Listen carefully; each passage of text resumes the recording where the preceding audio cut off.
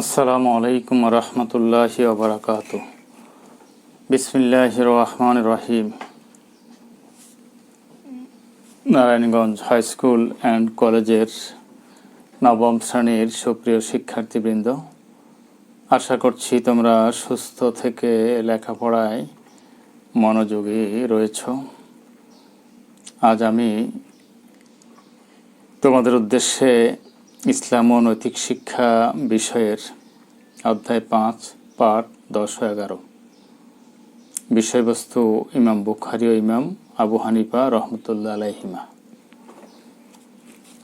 এই বিষয়বস্তুর উপরে আলোচনা পেশ করব। প্রিয় শিক্ষার্থীবৃন্দ, আমরা জানি যে ইমাম বুখারী রহমতুল্লাহ আলাইহি তিনি হাদিস শাস্ত্রের একজন সুপণ্ডিত ছিলেন এবং সর্বাধিক প্রসিদ্ধ কিতাব বুখারী শরীফ এটি তিনি সংকলন করেছেন। তার উপনাম আবু আবদুল্লাহ, তার নাম হলো মুহাম্মদ, পিতার নাম ইসমাইল, দাদার নাম ইব্রাহিম। তাকে আমিরুল মুমিনিন ফিল হাদিস, হাদিস শাস্ত্রের আমির বলা হয়। এটা এই জন্য বলা হয় যে তিনি হাদিস শাস্ত্রের ক্ষেত্রে একজন অনন্য সাধারণ ব্যক্তিত্ব হিসাবে প্রতিষ্ঠিত হতে পেরেছেন। তার যোগ্যতা, দক্ষতা এবং অভিজ্ঞতার মধ্য দিয়ে। প্রিয় শিক্ষার্থীবৃন্দ, তিনি 194 হিজরিতে বোখারা নগরীতে জন্মগ্রহণ করেন, আর খ্রিস্টাব্দের হিসেবে 810 খ্রিস্টাব্দ 21 জুলাই জুমাবার তিনি জন্মগ্রহণ করেন। বাল্যকালে তার পিতা মৃত্যুবরণ করেন। মায়ের স্নেহ ভালোবাসার মাধ্যমে তিনি বেড়ে ওঠেন। 6 বছর বয়সেই তিনি পবিত্র কোরআনে কারীম মুখস্থ করেন এবং 10 বছর বয়সে তিনি হাদিস শরীফ মুখস্থ করা আরম্ভ করে দেন। 16 বছর বয়সে তিনি 2টি হাদিস গ্রন্থ পুরোপুরি মুখস্থ করে নেন। ইমাম বুখারী রহমতুল্লাহ আলাইহি 16 বছর সাধনা করে 6 লক্ষ হাদিস হতে পরীক্ষা নিরীক্ষা করে 7275টি হাদিস দিয়ে বুখারী শরীফ লিপিবদ্ধ করেন। পৃথিবীতে আল কোরআনের পর বুখারী শরীফই হলো সবচেয়ে বিশুদ্ধ গ্রন্থ। ইমাম বুখারীর ছাত্র সংখ্যা ছিল 90,000-এরও অধিক।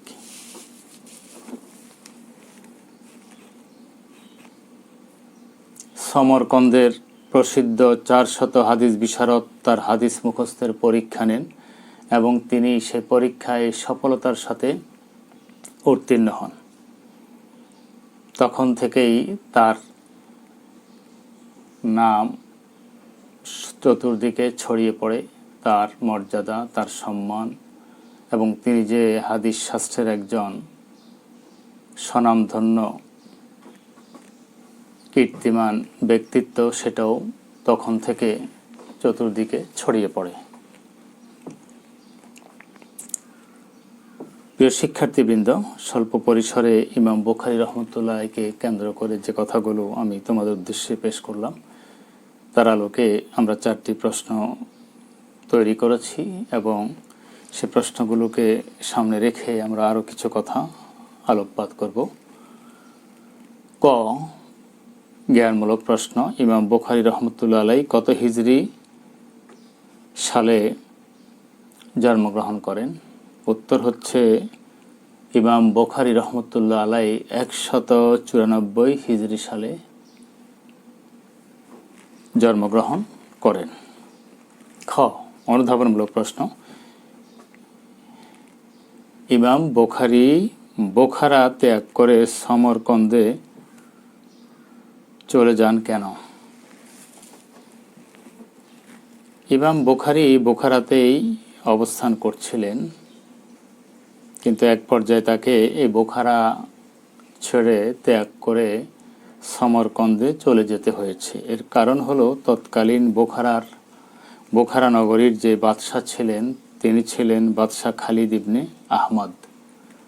খালিদ ইবনে আহমদের সাথে তার বিরোধ বেঁধে যায়।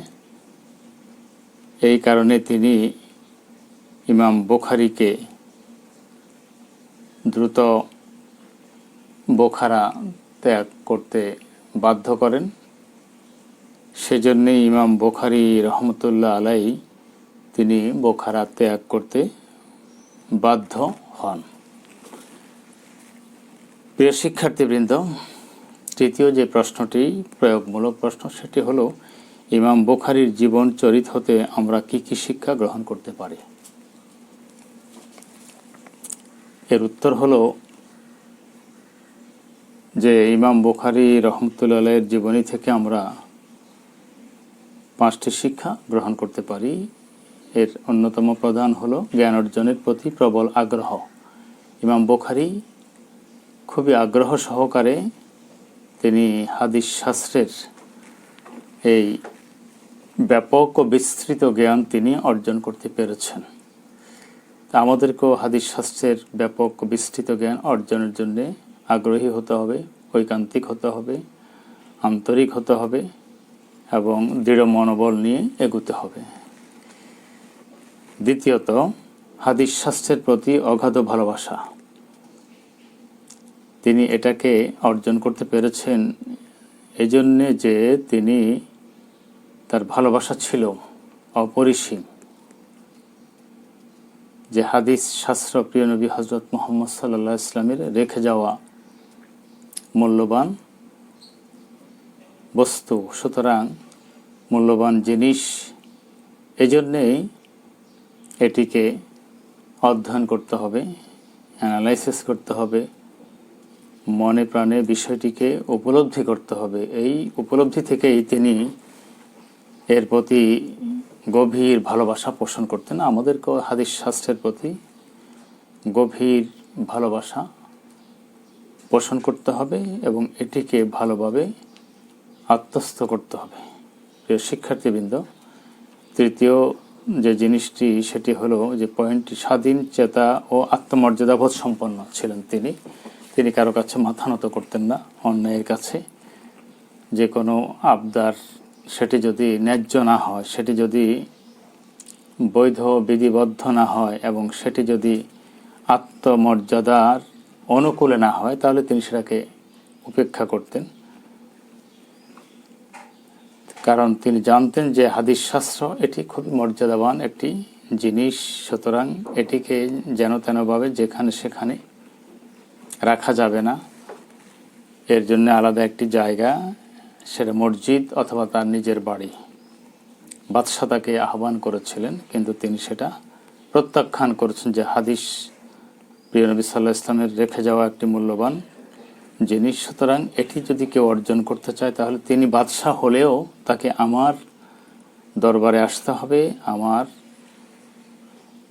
কাছে আসতে হবে এবং মসজিদে বসে আমি সেটা তালিম দেব, শিক্ষা দেব।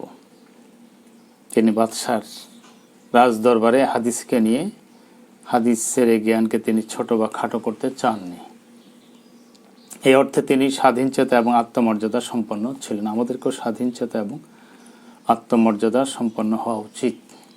তাতে করে আমাদের মর্যাদা বাড়বে মহান আল্লাহ এবং তার রাসূলের কাছে, এবং হাদিসের মতো গুরুত্বপূর্ণ এই বিষয়কে আমরা যে মূল্যায়ন করছি সেটাও প্রমাণিত হবে। প্রিয় শিক্ষার্থীবৃন্দ, চতুর্থ যেটি, সেটি হলো গ্রন্থ রচনা।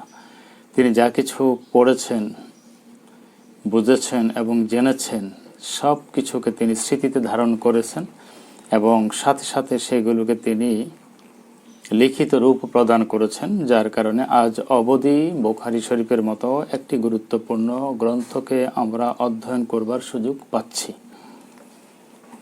তো এই জন্য আমরা যে সমস্ত জ্ঞান ও বিজ্ঞানে আমরা অগ্রসর হচ্ছি, বিশেষ করে কোরআন হাদিসের যে জ্ঞান, এইগুলো যতটা জানবো ততটা মানব। সাথে সাথে বিষয়গুলোকে লিখিত রূপ দিয়ে যদি রেখে যেতে পারি, তাহলে ভবিষ্যৎ প্রজন্মের জন্য এটি দিশারি হিসাবে কাজ করবে।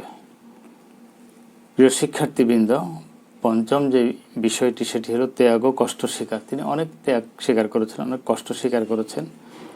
তিনি বিভিন্ন দেশে, বিভিন্ন অঞ্চলে তিনি ছুটে বেরিয়েছেন হাদিস সংগ্রহের জন্যে, এবং তিনি এইভাবে কষ্ট করে, ক্লেশ করে, অনেক ত্যাগ তিতিক্ষার মাধ্যমে তিনি 6 লক্ষ হাদিস সংগ্রহ করেছেন এবং মুখস্থ করেছেন। এইগুলোকে তিনি যাচাই বাছাই করে অধিকতর বিশুদ্ধ হাদিস দিয়ে তিনি বুখারী শরীফ সংকলন করেছেন। তার সংখ্যা হলো 7275। 6 লক্ষাধিক হাদিস থেকে তিনি 7275টি হাদিস দিয়ে সর্বাধিক প্রসিদ্ধ এবং সর্বজন স্বীকৃত গ্রন্থ তিনি সংকলন করেছেন, রচনা করেছেন, সেটি হলো বুখারী শরীফ। সুতরাং তার এই যে কোয়ালিটি, তার যে বৈশিষ্ট্য, এই 5টি বৈশিষ্ট্য আমরা ধারণ করব, তাহলে আমরাও আসলে ইসলামের জন্যে কিছুটা ভূমিকা রেখেছি তা প্রমাণিত হবে এবং মহান আল্লাহর কাছে এজন্য আমরা পুরস্কৃত হব। প্রিয় শিক্ষার্থীবৃন্দ, এ পর্যায়ে আমরা ইমাম আবু হানিফা রহমতুল্লাহ আলাইকে নিয়ে কথা বলবো, আলোচনা পেশ করব। ইমাম আবু হানিফা রহমতুল্লাহ আলাই তিনি ফিকহ শাস্ত্রের জনক ছিলেন, তাকে ফিকহ শাস্ত্রের জনক বলা হয়। তিনি 150 হিজরিতে জন্মগ্রহণ করেন এবং সেটা খ্রিস্টাব্দের হিসাবে হলো, সেটাকে এইভাবে বলবো যে তিনি 80 হিজরিতে জন্মগ্রহণ করেন এবং 150 হিজরিতে তিনি মৃত্যুবরণ করেন। তিনি জন্মগ্রহণ করেন ইরাকের কুফা নগরীতে।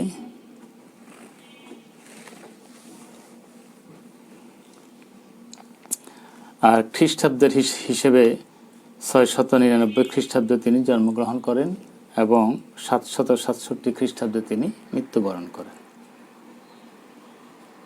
তার নাম নওমান, তার উপনাম আবু হানিফা।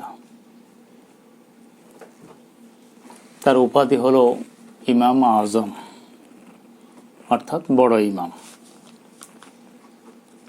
এখানে ইমাম বলতে হাদিস শাস্ত্রের পণ্ডিত যারা, তাদেরকেই ইমাম বলা হয়। হাদিস, কোরআন বা ফিকহ শাস্ত্র এগুলো নিয়ে যারা জ্ঞান গবেষণা করেন, এরা ইমাম হিসাবে অভিহিত হন বা পরিচিত হন। প্রিয় শিক্ষার্থীবৃন্দ, তিনি ছিলেন তীক্ষ্ণ মেধার অধিকারী।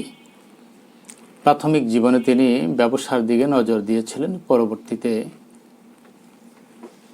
কুফার আলেম সমাজ তার মেধা, মনন এবং প্রজ্ঞা দেখে তাকে পরামর্শ দিলেন যে তুমি লেখাপড়ার প্রতি মনোনিবেশ করো, তুমি ভালো করতে পারবে। পরবর্তীতে 17 বছর বয়সে তিনি লেখাপড়ার প্রতি মনোনিবেশ করলেন এবং অল্প সময়ের ব্যবধানে তিনি বেশ কিছু এগিয়ে যেতে পেরেছেন। বিশেষ করে হাদিস, তাফসির, ফিকহ ইত্যাদি বিষয়ের উপরে তিনি গভীর জ্ঞান অর্জন করতে সক্ষম হয়েছিলেন।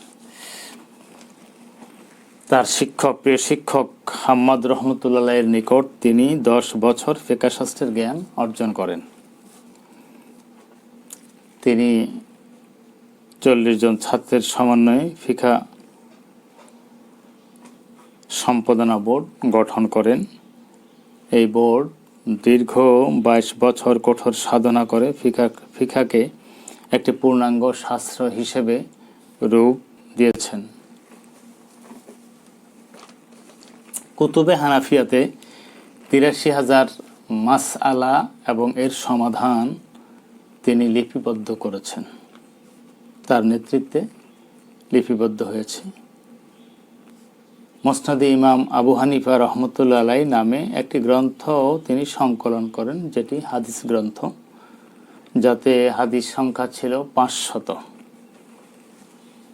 তিনি ছিলেন আল্লাহ ভীরু ইবাদতগুজার বান্দা।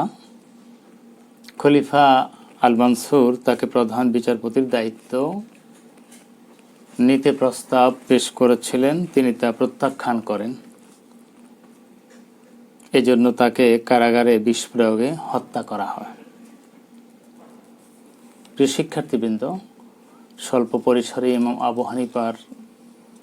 আবু হানিফা রহমতুল্লাহের ব্যাপারে যেই আলোচনা পেশ করলাম, তারই ভিত্তিতে 4টি প্রশ্ন নিয়ে আমরা আলোকপাত করব। ইমাম আবু হানিফা রহমতুল্লাহ আলাই কত হিজরিতে জন্মগ্রহণ করেন? জ্ঞানমূলক প্রশ্ন। এর উত্তর হলো, ইমাম আবু হানিফা রহমতুল্লাহ আলাই ৮০ হিজরিতে জন্মগ্রহণ করেন। তিনি প্রধান বিচারপতির দায়িত্ব গ্রহণ করেননি কেন? অনুধাবনমূলক প্রশ্ন। তিনি প্রধান বিচারপতির দায়িত্ব এজন্য গ্রহণ করেননি যে স্বাধীনভাবে বিচার ফয়সালা করতে তিনি বাধাগ্রস্ত হবেন, কারণ খলিফা আল মানসুরের নির্দেশনা মোতাবেক তাকে বিচার ফয়সালা করতে হবে। তিনি স্বাধীনভাবে কোরআন হাদিসকে সামনে রেখে সেই মোতাবেক সুষ্ঠু এবং যথাযথ ফয়সালা তিনি প্রদান করতে পারবেন না, বিধায় তিনি এই বিষয়টিকে এড়িয়ে গিয়েছেন এবং উপেক্ষা করেছেন, অগ্রাহ্য করেছেন, দায়িত্ব তিনি গ্রহণ করেননি। প্রিয় শিক্ষার্থীবৃন্দ, তৃতীয় যে প্রশ্নটি সেটি হলো, ইমাম আবু হানিফা রহমতুল্লাহ আলাইহির জীবনচরিত হতে আমরা কি কি শিক্ষা গ্রহণ করতে পারি? এ প্রশ্নের জবাবে আমরা বলতে পারি যে তিনি জ্ঞান পিপাসু ছিলেন, বহুমাত্রিক প্রতিভার অধিকারী ছিলেন, আল্লাহ ভীরু ছিলেন, সত্যনিষ্ঠ ছিলেন এবং তিনি সত্যের জন্য কারাবরণ করেন। এখানে 5টি পয়েন্ট আমি তুলে ধরেছি। তা আমরা যদি তাকে অনুসরণ করতে চাই, অনুসারী হতে চাই এবং তার জীবনালক্ষ্য থেকে যদি আমরা কিছু জিনিস শিখতে চাই, তাহলে অবশ্যই আমাদেরকেও জ্ঞান পিপাসু হতে হবে, জ্ঞানের প্রতি পিপাসা থাকতে হবে, জ্ঞান অর্জনের জন্য ভালোবাসা থাকতে হবে, আন্তরিকতা থাকতে হবে।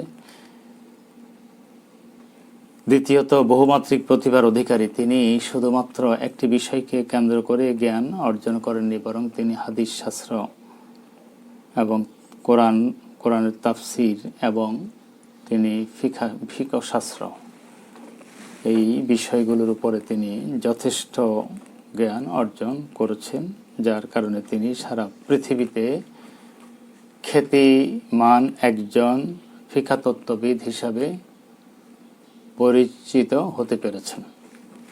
আমাদেরকেও ফিকহ শাস্ত্রের উপরে অগাধ পাণ্ডিত্য অর্জনের জন্য ফিকহ শাস্ত্র নিয়ে জ্ঞান গবেষণায় লিপ্ত হওয়া উচিত। প্রিয় শিক্ষার্থীবৃন্দ, তৃতীয়ত, আল্লাহ ভীরু। তিনি খুবই আল্লাহ ভীরু ছিলেন, তাকওয়াবান ছিলেন, ফরজগার ছিলেন, মুত্তাকি ছিলেন।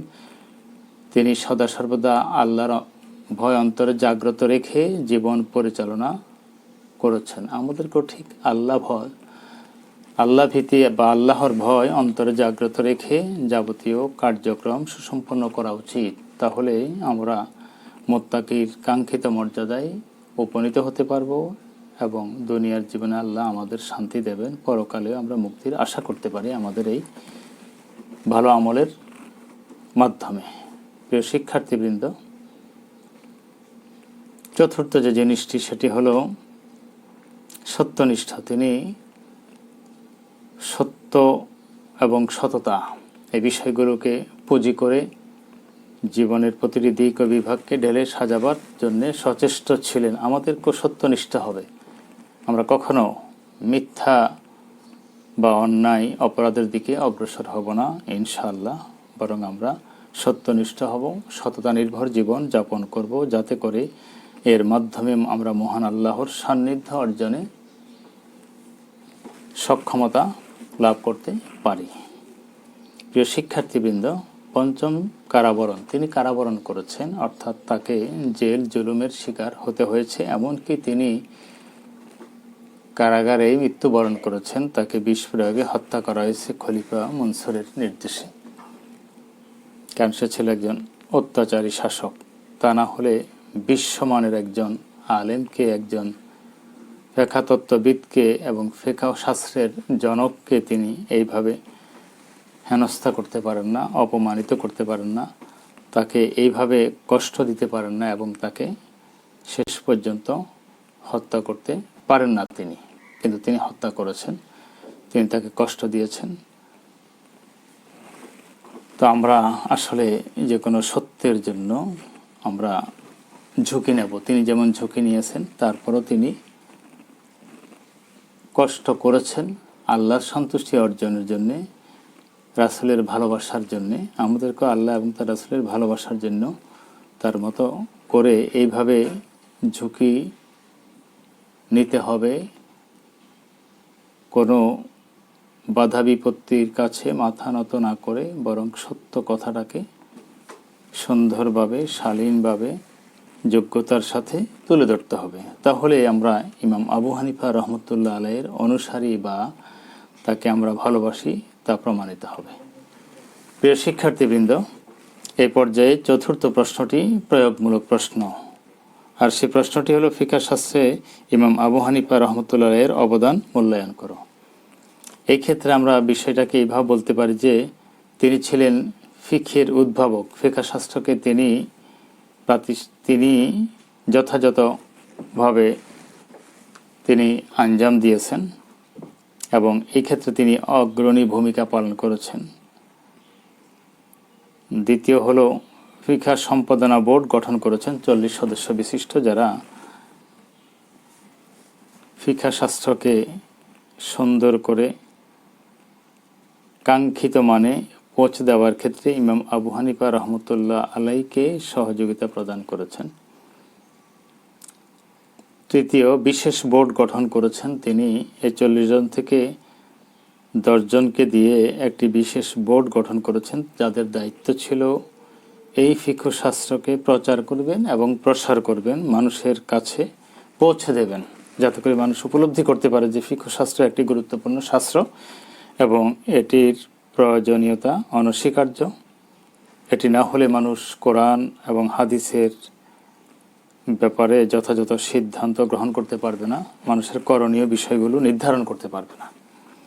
চতুর্থ, কুতুবে হানাফি একাধিক কিতাব প্রণয়ন করা হয়েছে। সেই কিতাবগুলোর মধ্যে তিনি 83,000 সমস্যা ও তার সমাধান লিখিতভাবে তিনি উপস্থাপন করেছেন। পঞ্চম, মুসনাদে ইমাম আবু হানিফা রহমতুল্লাহ নামে একটি হাদিসের গ্রন্থ তিনি রচনা করেছেন, সংকলন করেছেন। এইভাবে করে তিনি ইসলামের জন্যে অবদান রেখেছেন। আমরাও ঠিক তার অনুসরণে ইসলামের খেদমতে নিজেকে পেশ করব এবং ইসলামের সেবায় আমরা দায়িত্ব পালন করব, যেভাবে ইমাম আবু হানিফা রহমতুল্লাহ আলাইহি করেছেন।